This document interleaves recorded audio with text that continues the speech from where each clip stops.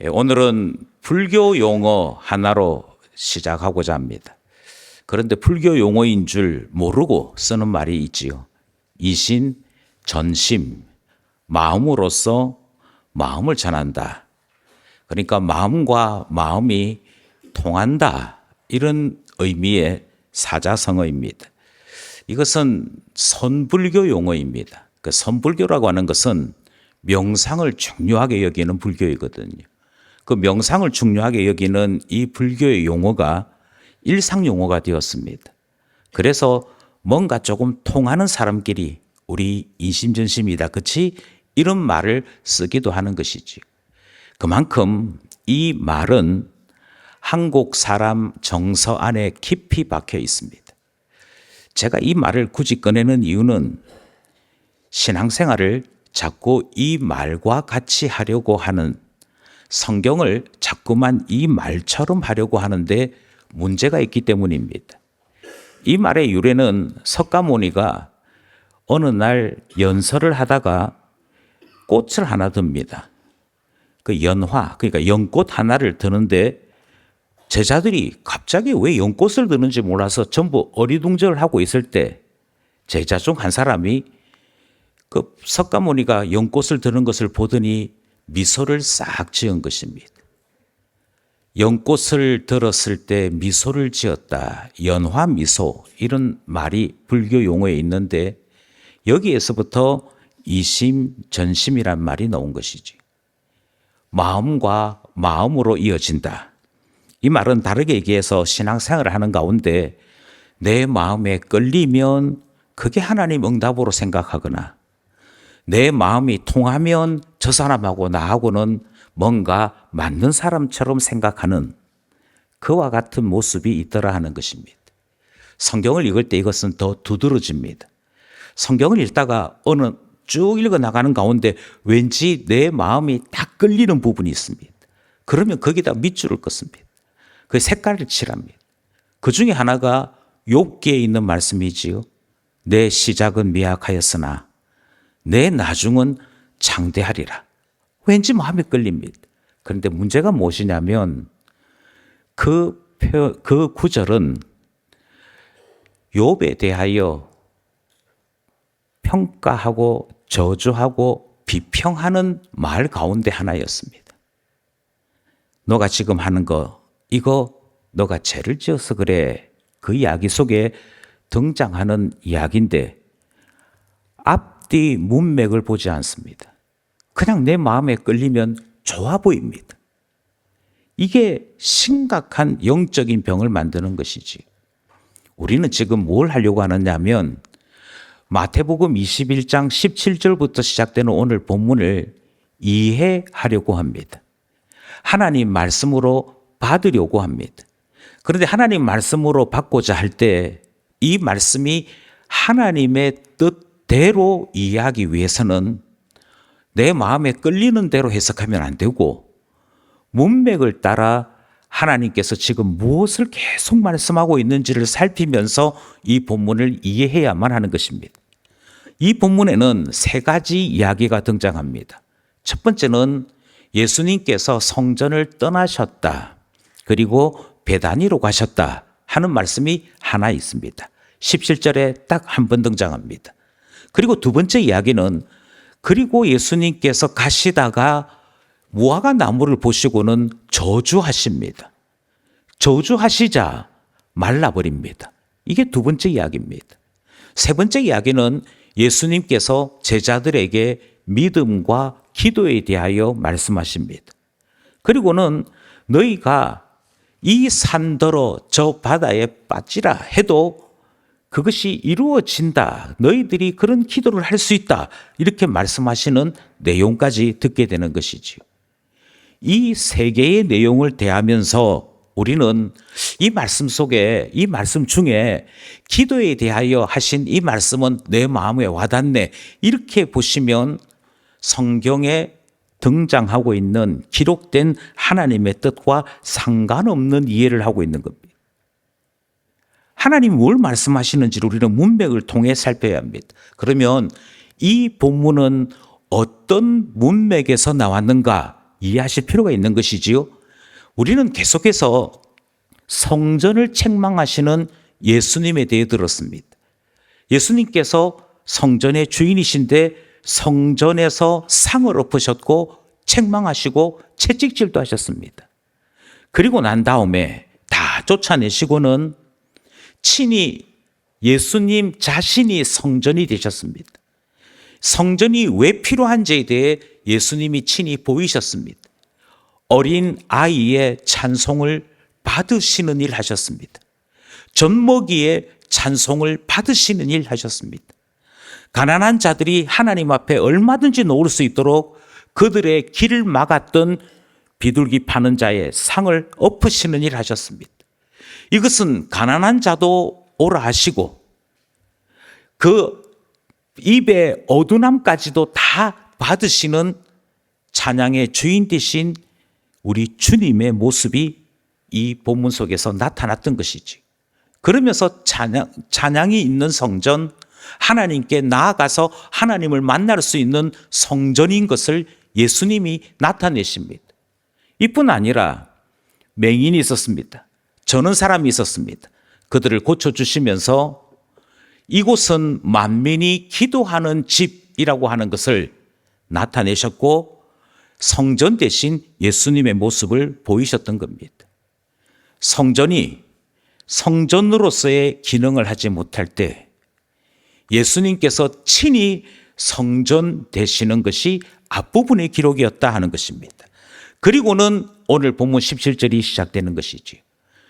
17절은 우리에게 어떤 교훈을 주느냐 하면 예수님께서 성전을 버리셨다 하는 교훈을 우리에게 가르치고 있습니다. 17절입니다. 함께 합독합시다. 시작.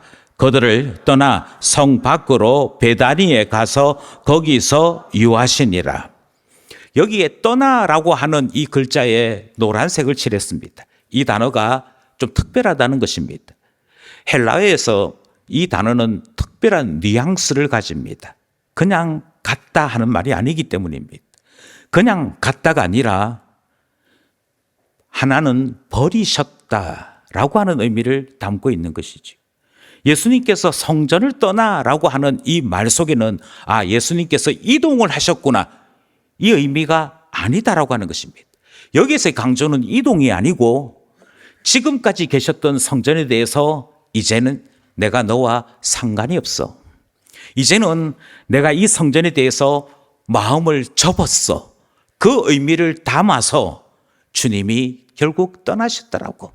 주님이 결국 성전에서 나가시더라고. 이 말을 하고 있는 것이지. 그러니 이 단어가 가지고 있는 의미를 놓쳐서는 안 됩니다. 지금 주님은 무엇 하시느냐면 성전에서 나가시면서 성전을 버리고 계시는 겁니다. 더 이상 성전이 성전답지 못할 때, 더 이상 성전이 성전으로서 보여야 될 그 기능들을 하지 못할 때 주님은 버리시는 겁니다. 그러면서 한 가지 깨닫는 것이 있습니다. 주님은 성전을 하나님의 영광의 본체로 쓰신 일이 없으십니다. 주님은 성전을 왜 만들어 두셨느냐면 그곳을 통해서 하나님 만나는 장소로 쓰신 겁니다. 하나님을 만날 수 있는 장소, 하나님을 만날 수 있도록 배움이 있는 장소가 성전이었을 뿐입니다. 그곳에 있는 제사장들이 해야 될 그들의 사역의 최고의 본질은 하나님을 만나기 위해 온 사람들에게 하나님을 만날 수 있도록 안내하는 일입니다. 그것을 보여주는 일을 하는 것이지. 그러니 성전의 최고의 본질은 하나님 만나는 곳이라고 하는 의미를 가지고 있습니다. 그런데 성전이 그것을 하지 못했습니다. 예루살렘 성전이 그것을 하지 못했을 때 주님이 버리셨다는 것은 성전은 도구이지 하나님 나라의 본질이 아니다라고 하는 것을 보이시는 것이죠. 얼마든지 성전을 버릴 수 있는 분, 얼마든지 성전은 버리셨다가 다시 취하실 수 있는 분이라고 하는 사실을 말씀하고 있는 것입니다. 여기서 핵심이 하나 있습니다.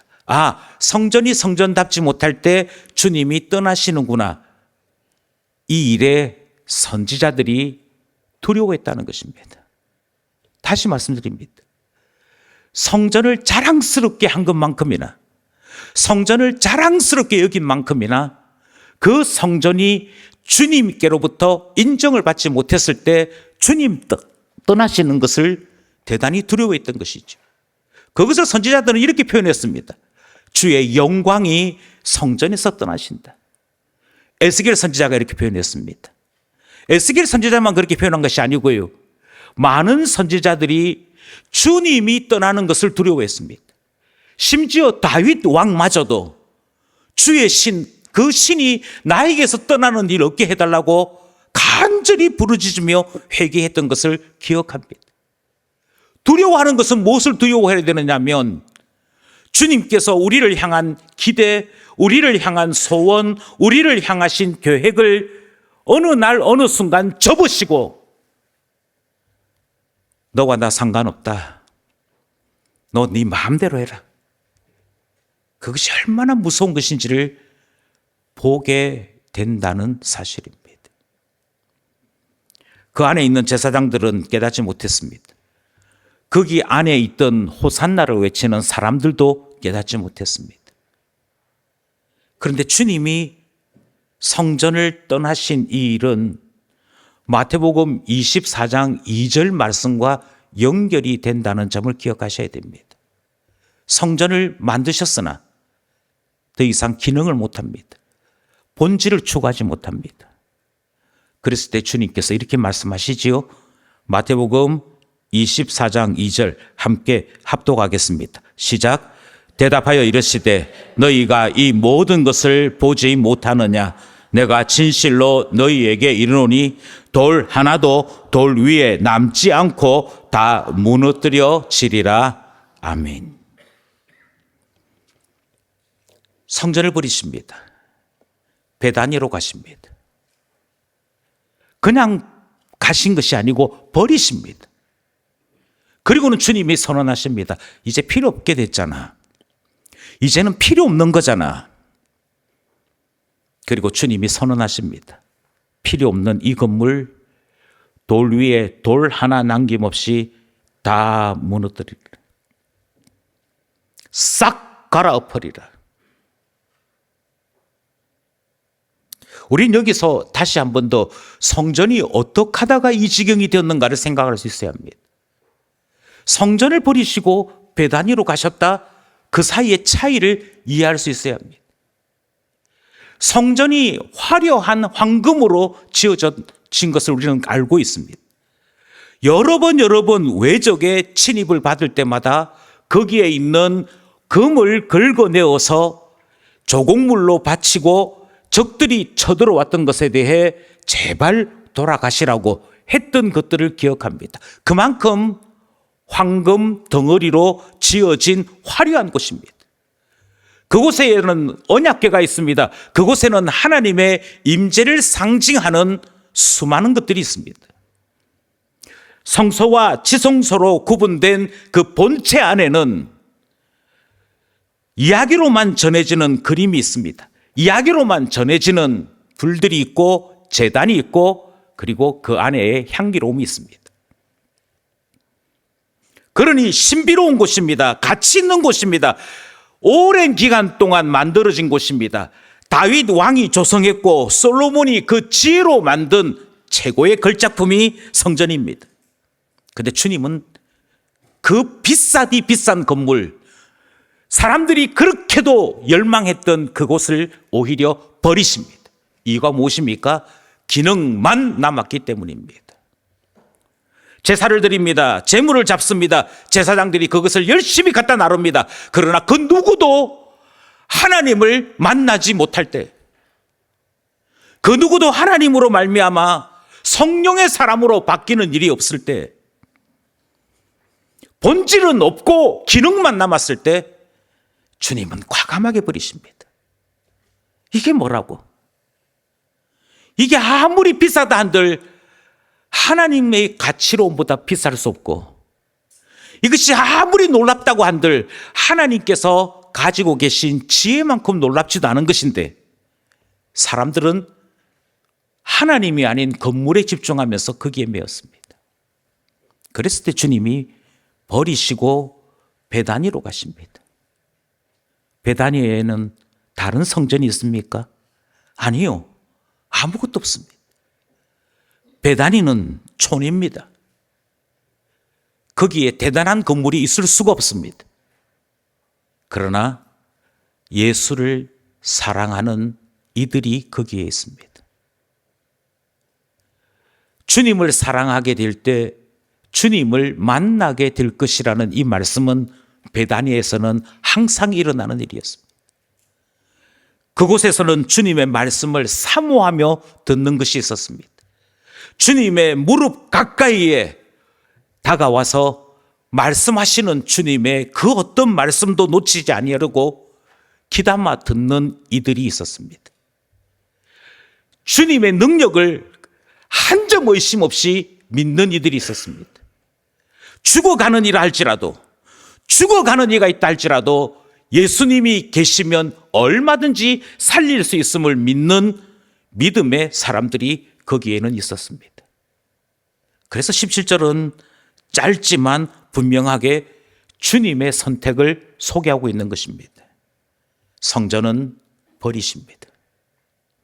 베다니로 가십니다. 이것이 우리가 오늘 이 본문에서 만나는 첫 번째 사실인 것이죠.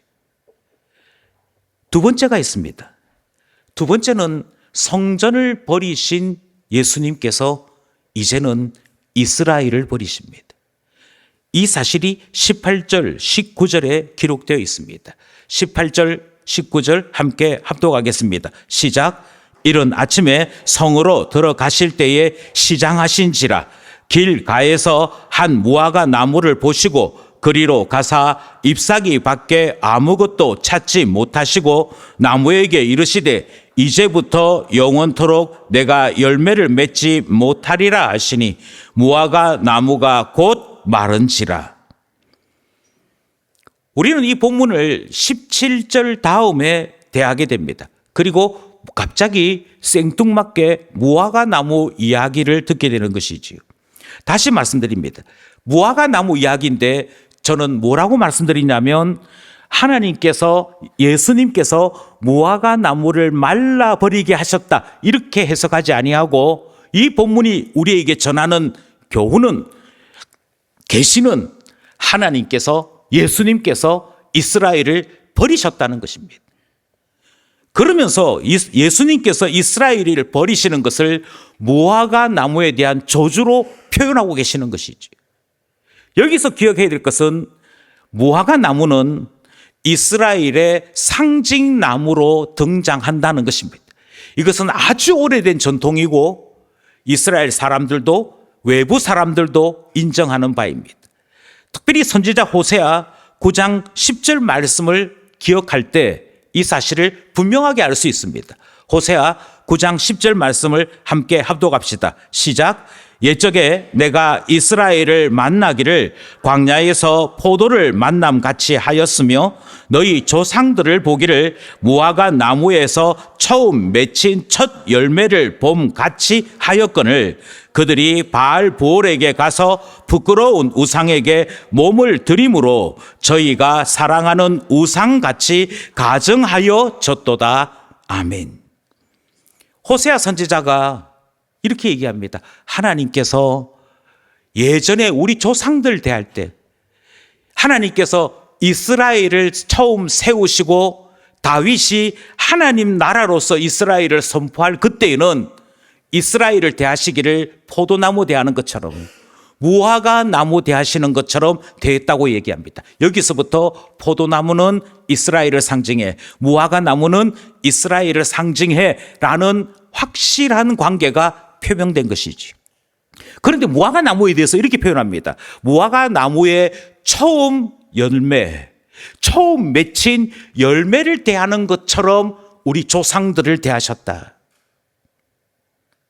그래서 우리는 이 본문에서 두 가지 사실을 발견하게 됩니다. 무화과 나무가 이스라엘을 상징하는 것이구나. 그리고 열매가 이스라엘이 이스라엘다운 것을 표현하는 것이구나 하는 사실을 발견하게 되는 것이지.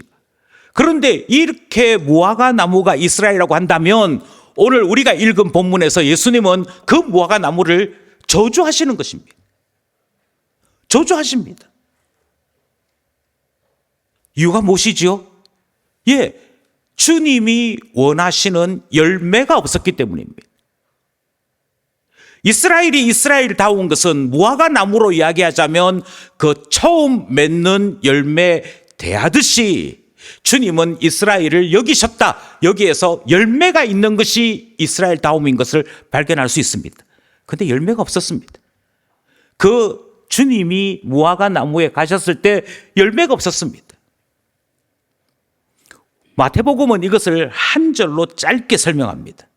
그런데 마가복음은 이 사실을 주님께서 성전을 청소하시고 성전에서 떠나신 이 사건과 이 무화과 나무 저주 사건은 긴밀하게 연결되어 있음을 아주 자세하게 설명합니다.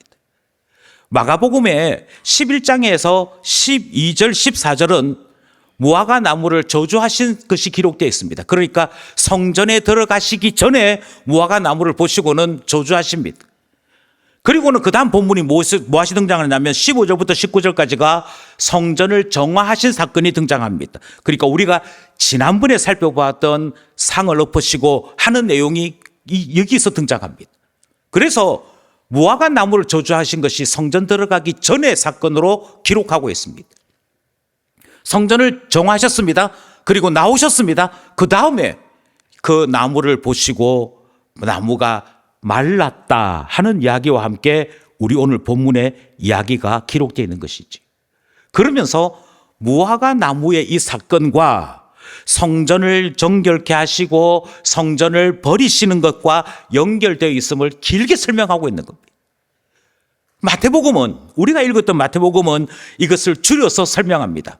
줄여서 설명하기를 주님께서 잎사귀가 무성한 나무에 가서 뭔가 얻을 것 같이 하셨으나 얻지 못했다.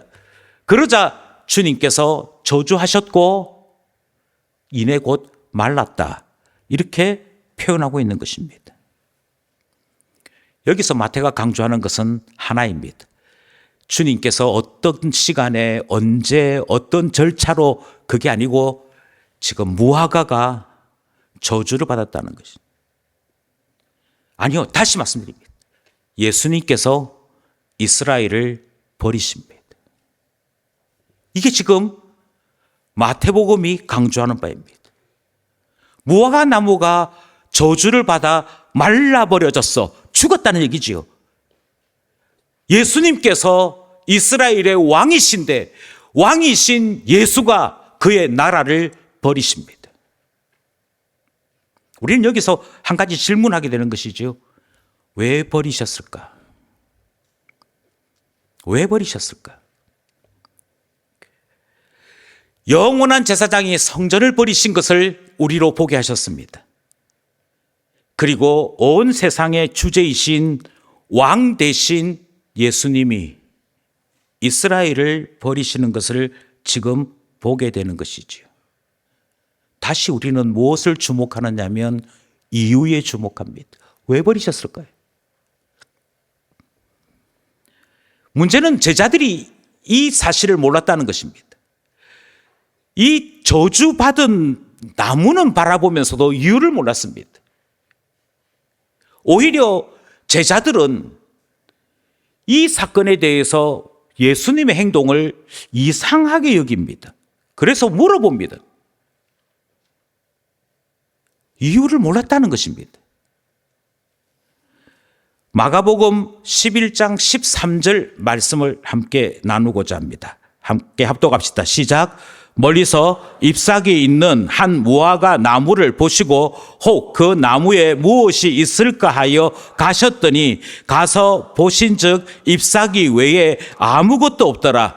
이는 무화과의 때가 아님이라. 예수님께서 무화과 나무를 저주하셨는데 그 다음에 설명을 붙이기를 이렇게 설명을 붙입니다. 왜 저주하셨냐면 마가복음의 설명입니다. 왜 저주하셨느냐면 때가 아니기 때문이다. 여기서 우리는 다시 한 번 더 예수님께서 왜 무화과 나무를 저주하셨는지에 대해 세밀하게 알고 있어야 됩니다. 세밀하게 알지 못하면 우리는 혼돈만 일으킨 채 이 본문을 지나가게 되는 것이지. 두 가지 이유가 있습니다. 첫 번째는 여기에 등장하는 때라고 하는 단어입니다. 이 때라고 하는 단어도 17절에 주님이 가셨다 하는 단어만큼이나 아주 특별한 단어입니다. 이스라엘은 헬라어에서의 단어 중에 시간에 대한 단어가 두 개 등장합니다. 하나는 오늘 이 본문에 등장하는 무화과의 때가 아님이라 할 때 등장하는 카이로스라고 하는 단어입니다. 이 카이로스라고 하는 이 단어가 특별하다는 것입니다. 지금 설명하면서 무화과의 때가 아니었어, 무화과가 때가 아니었어, 이 말씀을 하면서 이상하네, 때도 아닌데 예수님께서 무화과한테 가셔서 열매를 구하셨다. 그런데 그 예수님이 요구한 열매를 보이지 못하자 예수님이 저주하셨다. 예수님 성격 참 이상하네. 이렇게 이해하면 안 된다는 겁니다. 왜요? 여기에 등장하는 때라는 단어가 특별하기 때문입니다. 카이로스라고 하는 단어는 어떤 단어이냐면 적절한 때, 적절한 시기, 약속된 시기, 이런 것을 의미하는 단어입니다. 그런데 반대가 있습니다. 반대가 카이로스라고 하는 단어의 반대의 단어는 어떤 의미를 가지고 있느냐면 시간을 이야기합니다. 시각 자체를 이야기합니다. 그래서 이 두 개의 단어 사이에는 뉘앙스의 차이가 있습니다. 이걸 이해하기 쉽게끔 제가 설명을 해드리겠습니다. 예를 들자면 이런 단어, 이렇게 되는 거죠. 성우가 달리기를 잘합니다. 그래서 누가 이렇게 물어보는 거죠. 성우 100m 몇 초 나와? 성우 100m 달릴 때 시간이 어떻게 돼? 예를 들어서 한 10초, 5분 올걸? 뭐 이렇게 또 합시다. 요거는 지금 우리가 읽었던 본문에 등장하는 단어가 아닙니다. 그 이야기를 듣고 난 다음에 그 다음 하는 사람이 아직 국가대표는 아니다, 그지? 아직 국가대표 될 때는 아닌 것 같아 하면 이때 말하는 국가대표가 될 때는 아닌 것 같아가 오늘 본문에 등장하는 때입니다. 이 말을 다르게 풀이하자면 이렇습니다. 예수님께서 오랫동안 이스라엘의 때를 기다리셨습니다. 지금 주님은 대속의 일을 하시기 위해 예루살렘에 오셨고 예루살렘에서 하시고자 하는 것은 구원의 일, 곧 이 세상에 하나님의 구원이 온 땅에 충만한 이 일을 위해 오셨습니다. 이스라엘은 제사장 나라로서 하나님의 이 놀라운 구속의 은혜를 온 세상에 전파해야 될 사명을 가진 나라였습니다. 그런데 이스라엘을 기다리고 기다렸는데도 그와 같은 준비가 되어 있지 않은 것입니다. 아무리 기다려도 그 준비가 되어 있지 않을 때를 성경은 뭐라고 표현하느냐면 이스라엘이 때를 맞추지 못했어, 이스라엘이 그 준비를 제때에 하지 못했어 라고 표현하는 겁니다. 그러니 이것은 계절의 이야기가 아닙니다. 나무의 과실이 몇 월 달에 맺히느냐 이야기가 아닙니다. 예수님이 지금 주목하시는 것은 무화과가, 이스라엘이 하나님 나라로서 구원의 사역을 준비하고 주님이 원하는 그때에 그 열매를 내어놓을 수 있어야 했음에도 하지 못했다는 것입니다. 열매는커녕 오히려 열매 없는 나무가 되었음을 책망하시는 것이지. 또 하나의 이유가 있습니다. 여기에 등장하는 때만큼이나 중요한 이유는 마태복음이든 마가복음이든 예수님께서 그 나무에게로 가신 이유를 설명하는 데 있습니다. 예수님이 그 나무에게 왜 가셨느냐? 잎이 무성했기 때문입니다. 잎이 무성한 것을 보시고 주님이 무엇인가 얻을까 해서 가셨다라고 설명하고 있는 것이죠. 이것은 이스라엘에서 무화과 나무가 어떤 순서로 자라는가를 알면 금방 이해됩니다. 무화과 나무는 제일 먼저 초두라고 불려지는 작은 열매부터 먼저 냅니다. 그 작은 초두라고 불려지는 열매가 시간이 지나면서 커지고 그리고 무화과 열매가 되는 것이죠. 그런데 무화과 열매가 익어갈 때쯤 무화과 나무는 푸른 잎을 나타내기 시작합니다. 그러니까 푸른 잎이 쫙 펼쳐졌다는 말은 그 초두가 자랄 만큼 자라서 이제 열매를 가진 나무가 되었어요를 나타내는 거예요. 그러니까 예수님께서 잎이 푸른 것을 보시고 아, 저기에 그러면 열매가 있다는 얘기구나 하고 오셨다는 것입니다. 그런데 와서 봤는데 없어요. 아무것도 없어요. 이걸 뭐라고 그러지요? 사기당한 거 아닙니까? 이걸 뭐라고 그러지요? 속인 것 아닙니까? 예수님의 표현대로 하자면 외식만 한 거 아닙니까? 형식만 갖춘 거 아닙니까? 형식은 갖추어서 뭔가 대단한 것 같은데 사실 알고 보면 아무 내용 없는 것, 그게 지금 무화과가 보여줬던 모습이라는 것이지.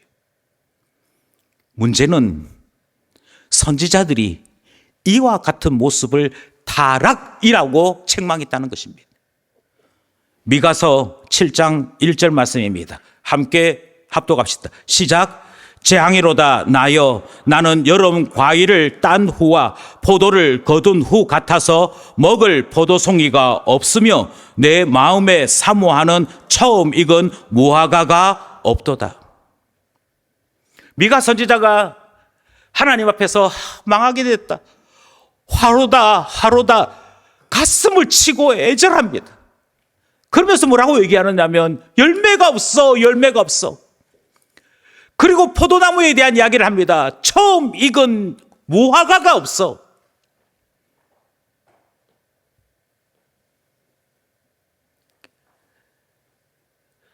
무화과 나무가 있는데 잎도 풍성하고 나무도 튼튼하고 다 좋습니다. 정작 열매가 없습니다. 그러자 주님이 이렇게 말씀하시죠. 쓸모없다. 그리고 말라서 죽어버립니다. 여러분, 이 말씀에서 혹시 공포를 느끼지 않으십니까? 이 말씀에서 혹시 두려움을 느끼시진 않습니까?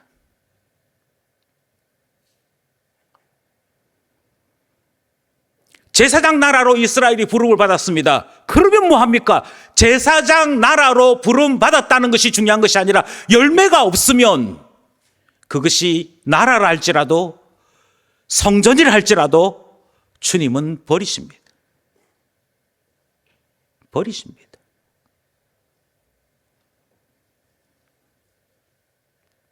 그래서 우리가 이 본문에서 만나는 두 번째 충격이 여기에 있습니다. 주님이 이스라엘을 버리시는 것이죠. 여기까지 들으셨다면 우리는 이제부터는 대단한 충격을 받아야 합니다. 왜냐하면 우리 또한 버림을 받을 수 있기 때문입니다. 하나님께서 이스라엘을 버리시는 것을 우리는 보았습니다. 하나님께서 성전을 버리시는 것을 보았습니다. 그렇다면 하나님이 하나님의 나라로 처음 인정한 이스라엘도 버리셨는데, 하나님께서 자기 소유, 자기 백성으로 삼으신 이스라엘을 버리시는 것을 보았는데, 하나님의 양자된 우리는 어떠하다는 얘기겠습니까? 하나님께로부터 이스라엘의 실패로 말미암아 영적인 이스라엘로 부름을 받은 다음된 우리는 어떠하다는 얘기겠습니까? 그것을 바울은 이렇게 표현합니다. 바울은 로마서 11장 21절에서 이 표현으로 두려움을 나타냅니다. 21절 말씀 함께 합독합시다. 시작. 하나님이 원가지들도 아끼지 아니하셨은즉 너도 아끼지 아니하시리라. 너무나 안타까운 것은 하나님께서 우리를 떠나시는 것에 대한 두려움이 우리에게 없다는 사실입니다. 이스라엘은 예배 안 드렸습니까?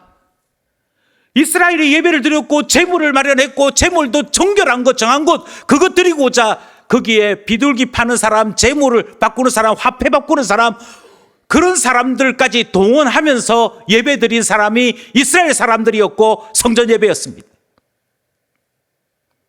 그런데 주님께서 버리셨습니다. 예배에 왔으나 그가 살아계신 것과 그가 자기를 찾는 자들에게 상 주시는 분이심을 마음에 열망하지 아니하고 예배하는 것, 거기에 두려움이 있어야 합니다. 그런데 어느샌가 우리는 자꾸 이스라엘을 닮아갑니다. 형식이 예배가 되었습니다. 마음이 예배가 되었습니다. 내가 예배는 참석 안 했지만 내 마음은 예수님 사랑해. 나는 기쁜 가족으로 늘 생각을 해. 나는 하나님 늘 사랑하고 좋아해. 내 마음은 신자야. 마치 이심전심인 것처럼 생각합니다. 아니요.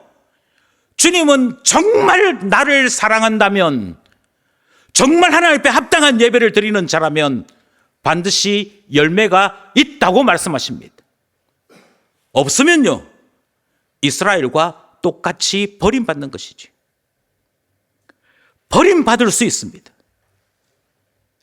이 본문이 우리에게 소개되는 이유는 바로 여기에 있습니다. 그런데 얼마나 웃기는 줄 아십니까? 이 현장에 있었던 제자들이 희한한 질문을 합니다. 예수님께서 제자들에게 이스라엘도 버림받는 것을 보면서 느끼는 거 없어? 이것을 보여주시고 느끼게 하셨습니다. 그리고는 제자들이 질문을 하는데 질문이 희한합니다. 어떻게 무화과 나무가 이렇게 됐습니까? 지금 주님이 하시는 것에 메시지를 전혀 이해 못하는 겁니다. 지금 주님이 보이고 계신 이 일이 무엇을 의미하는지를 깨닫지 못하는 것입니다. 성전을, 예루살렘을, 이스라엘을 버리시고 계심에도 제자들의 관심은, 야, 그러면 나도 버림받을 수 있겠네, 이 생각을 하는 게 아니고, 이게 어떻게 하면 이렇게 되지요? 이런 이상한 질문을 합니다. 그때 예수님께서 우문에 대하여 현답을 하십니다. 그 예수님의 대답이 무엇이냐면, 의심하지 말고 믿어라. 그리고 기도해라. 이 이야기가 20절부터 22절까지 기록되어 있습니다. 20절부터 22절까지 함께 합독하겠습니다. 시작. 제자들이 보고 이상히 여겨 이르되 무화과 나무가 어찌하여 말랐나이까? 예수께서 대답하여 이르시되 내가 진실로 너희에게 이르노니 만일 너희가 믿음이 있고 의심하지 아니하면 이 무화과 나무에게 된 이런 일만 할 뿐 아니라 이 산더러 들려 바다에 던져지라 하여도 될 것이요 너희가 기도할 때에 무엇이든지 믿고 구하는 것은 다 받으리라 하시니라. 아멘. 제가 자꾸 제자들의 질문이 이상하다고 말씀드리는 이유는 무화과만 보기 때문입니다. 성경을 읽으면서 거기에 등장하는 이스라엘 사람들, 거기에 등장하는 본문에 등장하는 여러 선조들의 이야기, 그것을 보기만 할 뿐입니다. 아합이 속이다가 죽었습니다. 그냥 아합 이야기입니다. 하나님께서 그것을 왜 기록하셨고 그 기록을 통해 우리에게 무엇을 경고하고 있는지는 보지 못하는 것이지. 만약 아직까지도 이와 같은 수준에 있다면, 지금 흐름을 따라서 주님이 뭘 말씀하고 있는지를 보지 못하는 그런 형편에 있다면, 이것은 참으로 제자들이 답답한 질문을 한 것과 똑같은 일을 반복하고 있는 것이지. 무화과를 집중해야 될 것이 아닙니다. 무화과를 보이신 이 사건을 통해 나를 봐야 되는 것이지, 우리를 봐야 되는 것이지. 그래서 예수님은 제자들에게로 적용하십니다. 예수님은 이 사건에 대하여 의미하는 바를 제자들이 알 수 있도록 말씀하십니다. 그게 21절에 기록된 내용이었지 않습니까? 예수께서 대답하여 이르시되 내가 진실로 너희에게 이르노니.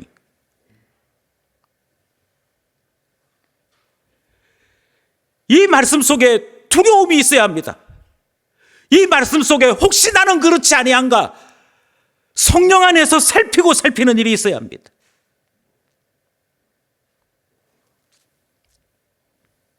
예수님께서 이것을 보이시고 제자들에게 이중적으로 답을 하십니다. 먼저는 제자들이 던졌던 질문, 어떻게 이런 일이 일어날 수 있습니까?에 대하여 이런 일을 너희들도 할 수 있다라고 하는 것에 대해 말씀하십니다. 그게 우리가 읽었던 21절에 기록되어 있는 내용입니다. 거기에 보면 이렇게 되어 있지요. 너희가 믿고 의심하지 아니하면, 이것은 하나를 이야기합니다. 의심하지 않는 믿음, 주님에 대한 전적인 신뢰, 모든 것에 대하여 능히 이루실 하나님에 대한 인정, 그것이 이 모든 일을 가능하게 한다라고 말씀하십니다. 그러니 의심 없는 참 믿음에 대한 말씀이 처음 등장하는 것이지요. 그리고만 그렇게 되면 어찌 되느냐고요? 예, 그렇게 되면 너희들도 할 수 있는데 어느 정도 할 수 있느냐면 이 산더러 들려 바다에 던져져라 해도 된다는 것입니다. 제자들과 예수님은 지금 성전에서 바로 나오셨습니다. 성전에서 바로 나오시고 무화과 사건을 지금 대하시는 것이지요. 그렇다면 이 산은 무슨 산입니까? 예수님께서 말씀하시는 이 산은 성전산이라고 불려지는 것입니다. 너희들 지금 요 뒤에 성전이 있는 이 산 보이지? 이 산이라 할지라도 들어서 바다에 던져 빠뜨릴 수 있어. 거기에 성전이 있다니까요.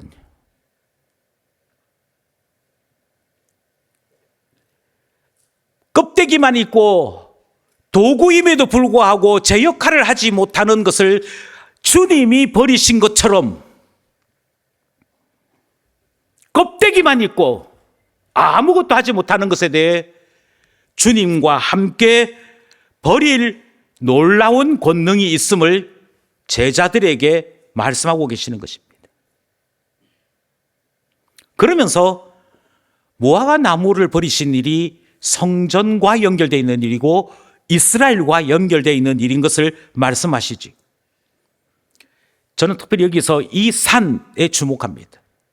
이미 말씀드린 대로 이 산은 성전산입니다. 그런데 성전산이라고 불려졌던 예수님 때의 지명 말고 성경이 오랫동안 써온 지명이 무엇이었냐면 모리아산입니다. 시온산입니다. 선지자들이 거룩한 산에라고 이야기할 때 그 거룩한 산이 바로 여기에 있는 이 산입니다.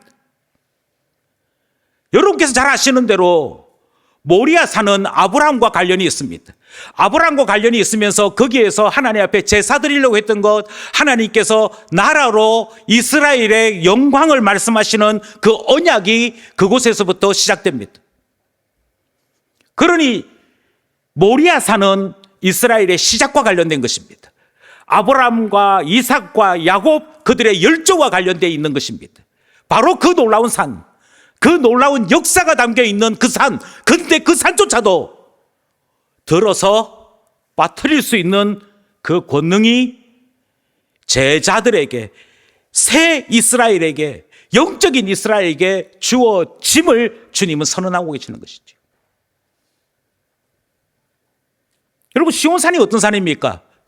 이스라엘이라고 하는 이 지명 말고 산으로 이야기할 때 항상 시온산은 이스라엘입니다. 하나님의 영광이 시온에 있도다. 그 말은 하나님께서 이스라엘과 함께 한다는 표현입니다. 그러니 시온산이란 거기에 성전이 있고 거기에 예배가 있고 이스라엘의 정체성이 있고 이스라엘 그 자체를 의미하는 것입니다. 거기에 있는 왕궁, 거기에 있는 하나님의 위엄, 그것이 이스라엘의 핵심입니다. 그런데 주님은 이렇게 말씀하십니다.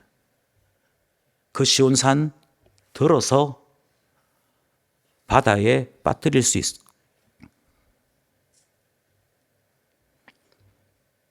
거룩한 산으로 불렸다고 해서 말씀드렸습니다. 선지자들이 그렇게도 영광 가운데 예언했던 그 거룩한 산일지라도 얼마든지 버릴 수 있습니다. 그러면서 영적인 이스라엘은 깨닫게 되는 것이지요. 아, 형식이 아니구나. 건물이 아니구나.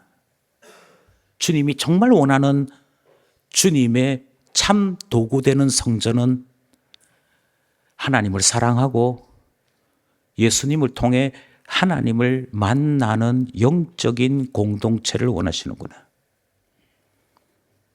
거기에서 사람이 변화되고 거듭나고 하나님의 자녀로 온전함을 입어나가는 그것이 하나님이 원하시는 것이구나.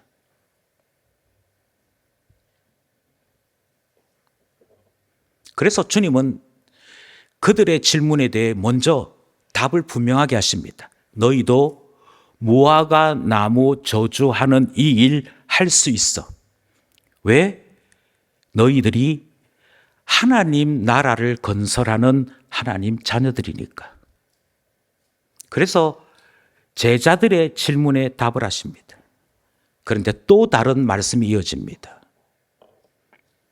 너희들이 그런 사람이야. 단 조건이 있어.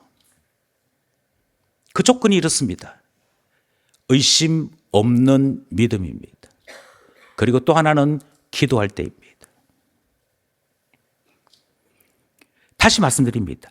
의심 없는 믿음과 기도입니다. 여기서 문맥을 쭉 따라서 이 마태복음 말씀을 묵상하신 분이라면 제발 여기에서 이상하게 점프하지 말기를 바랍니다. 의심이 없는 믿음이라고 하는 것은 예수 그리스도에 대한 신앙 고백이었습니다.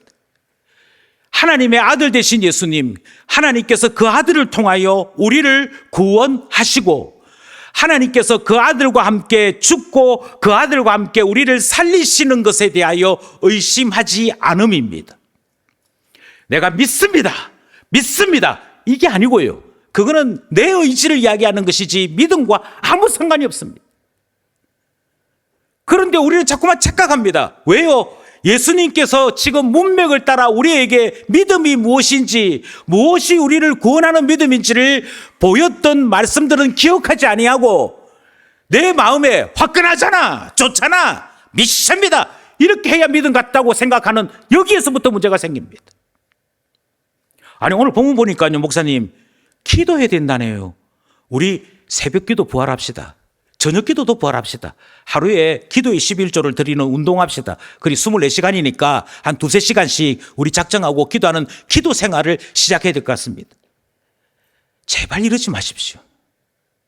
이 오해가 없기를 위해서 앞에서부터 계속 설명했습니다. 왜 성전을 만민이 기도하는 집이라고 불렀는지, 왜 성전이 기도하는 집으로서의 기능을 못했는지를 계속 설명드렸습니다. 기도란 하나님 앞에 내 소원을 일방적으로 떠드는 것이 기도 아닙니다. 하나님 소원이 있습니다. 들어주시옵소서, 들어주시옵소서. 주여 삼창하면서 강력하게 우리 하나님 앞에 외칩시다. 그건 기도 아닙니다. 감히 하나님 앞에 하나님 뜻은 모르겠고요, 내 뜻은 이거라니까요, 그게 어떻게 기도일 수 있습니까? 하나님을 만홀히 여기는 것이고 하나님의 뜻을 구하지 아니하는데 어찌 기도라고 이름을 붙일 수 있습니까? 기도는 하나님을 만나는 일입니다. 하나님의 뜻을 묻는 일입니다. 하나님과 함께 하나 되는 일입니다. 성전이 했던 가장 중요한 기능이 기도입니다. 하나님 우리에게 말씀하여 주십시오, 종이 듣겠나이다. 그게 기도였습니다.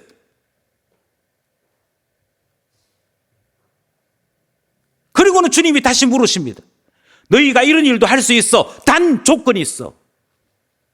너희가 이런 일에 동참할 수 있어. 단 조건이 있어. 그 조건이 무엇이냐면 나를 믿니? 너 믿는 거 말고 나를 믿니? 나에 대하여 의심하지 아니하고 나를 믿니? 그 믿음에 대한 거예요. 너희들이 이런 일을 할 수 있어. 어떻게? 기도할 때 나와 함께 대화하고 나를 만나고 나의 뜻을 묻고 하나님의 뜻 앞에서 주님, 이 일을 하기에는 제가 부족합니다. 그러니 주의 신을 나에게 보내주셔서 나로 능력 있게 하옵소서. 이런 대화들 속에서 하나님의 놀라운 일을 할 수 있다라고 지금 말씀하고 있는 것이죠.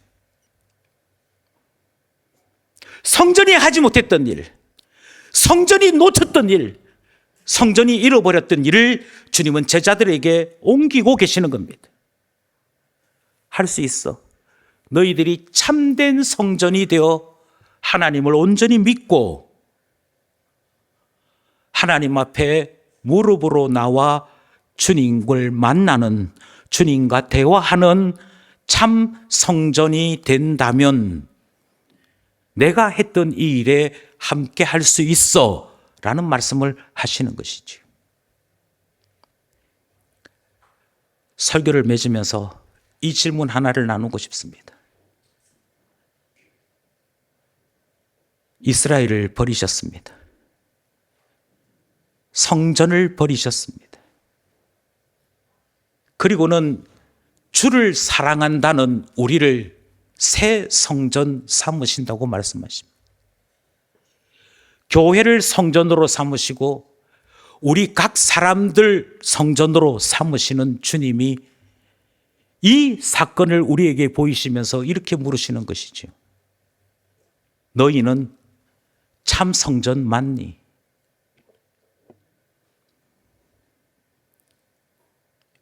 우리는 정말 참 성전 맞습니까? 하나님을 만나는 일을 인생 최고의 영광과 기쁨으로 알아서 예배 드리는 이 날을 사모하며 기다림이 있는 참 성전 맞습니까? 하나님 앞에 내 뜻과 내 계획을 이야기하기 전에 주님의 뜻이 무엇입니까를 묻는 참 성전 맞습니까?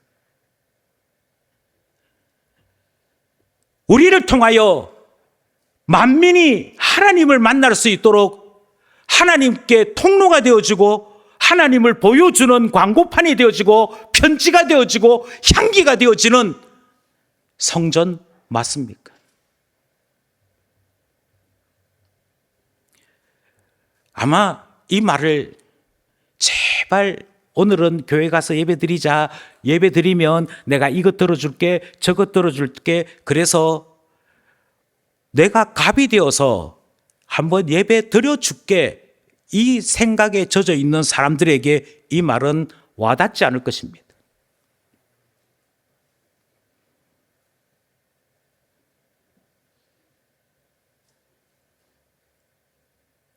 왜냐하면 많은 사람들이 내가 하나님께 가줬다라고 얘기하기 때문에. 그러나 주님은 반대로 물으십니다. 너희들 믿음은 있니? 의심하지 아니하는 믿음은 있니?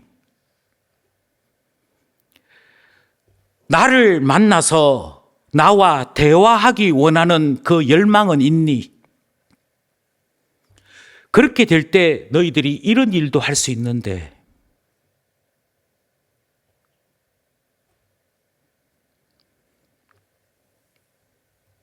다시 한번 곰곰이 생각합시다.